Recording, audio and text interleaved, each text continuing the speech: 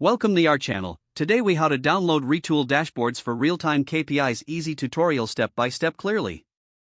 To download Retool dashboards for real-time KPIs, begin by logging into your Retool account. Navigate to the dashboard you wish to download. In the top right corner of the dashboard, locate the More options. Click on the More button to see additional features. From the drop-down, select the Download option. A dialog box will appear offering various download formats. Choose your preferred format, such as PDF or PNG. If applicable, customize any settings for the download, like image resolution or area selection. Once your settings are configured, click the Download button to initiate the process.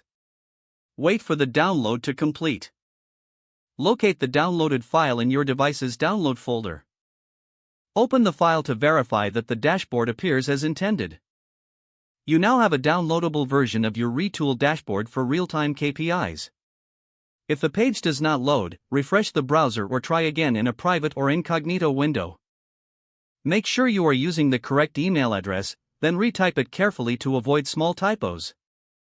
If your password is not accepted, use the Reset option and create a new strong password you can remember. Check your spam folder for verification or security emails, then complete any requested confirmation steps.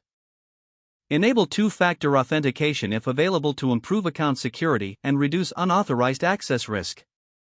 After signing in, review your profile details so your contact information and settings are accurate and current. If you see an error message, note it down and try again after restarting your device and internet connection.